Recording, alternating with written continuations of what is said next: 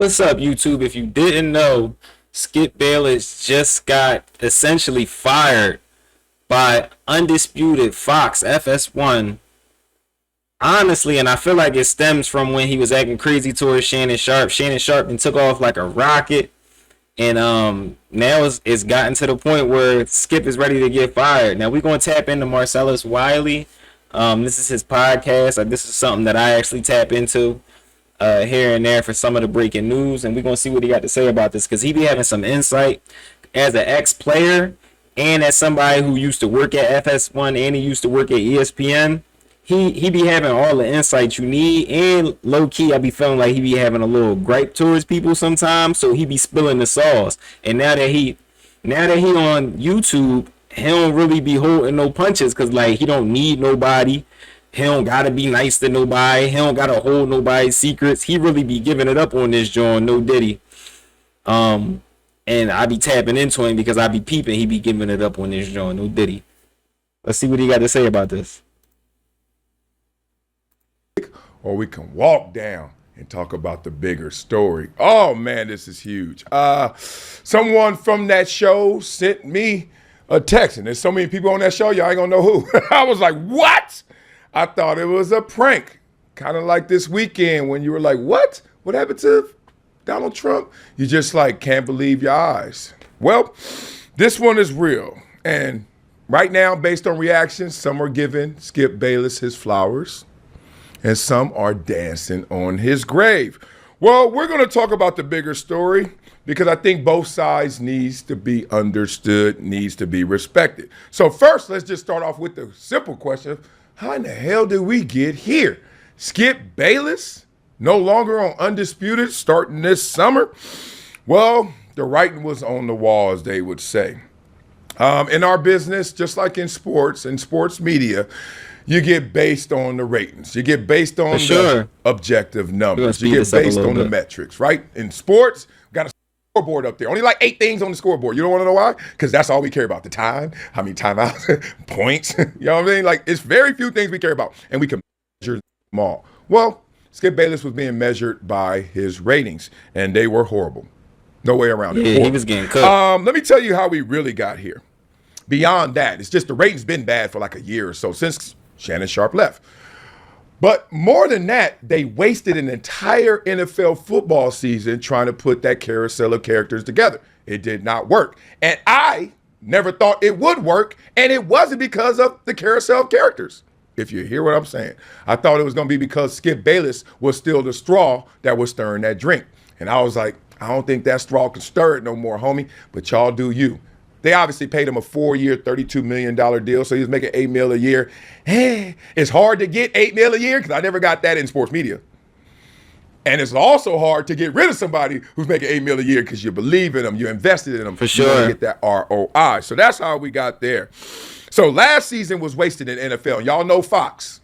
Don't mess with their football. Don't mess around with their football.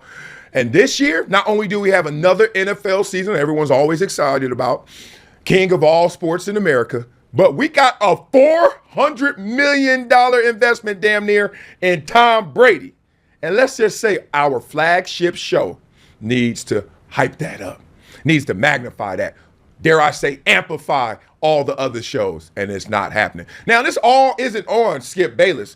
This isn't all on Undisputed because they're getting a horrible lead in from the Carton show. If you want to talk just the ratings.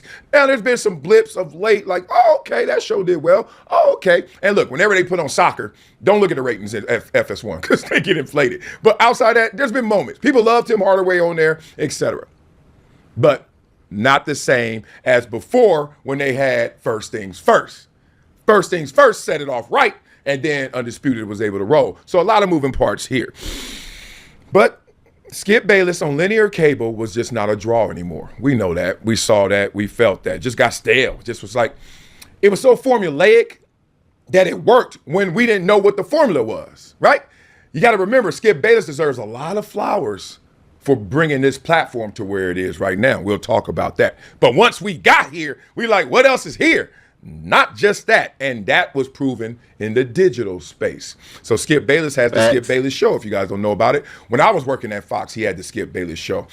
And that show right now has 160,000 subscribers, which by most metrics outside of the stars and the unicorns is damn good. You don't believe me? I know a lot of people out there that have tried to have podcasts. It ain't 160,000. Skip Bayless got there in 2-3 years, right? But here's the problem, and I'm gonna use me as an example.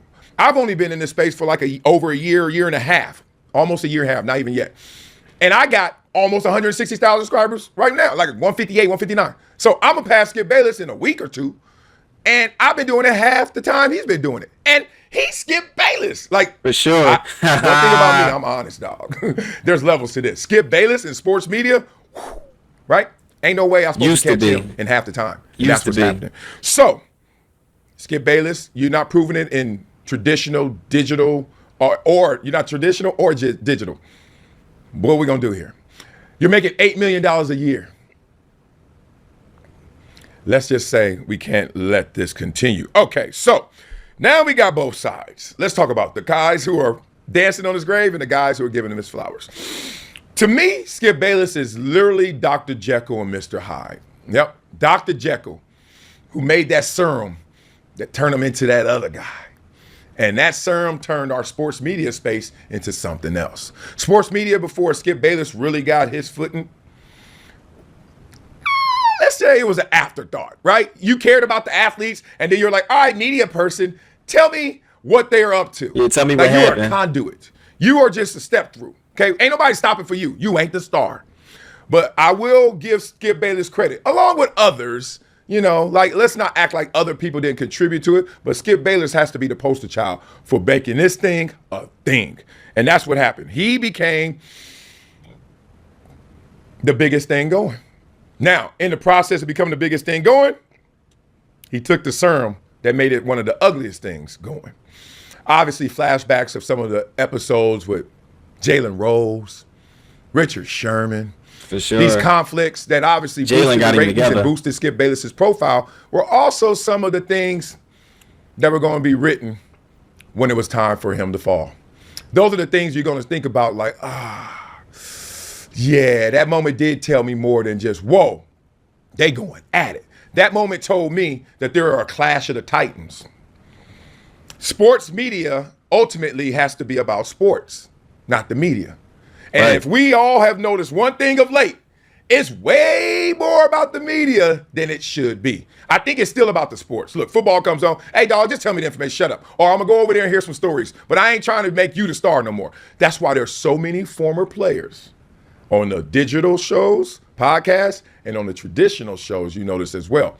At first, it was like they had this little blockade, like, nah, we're going to keep it to the Stephen A. Smiths, and we're going to keep it to the Skip Baylesses. And then all of a sudden, they realized, nah.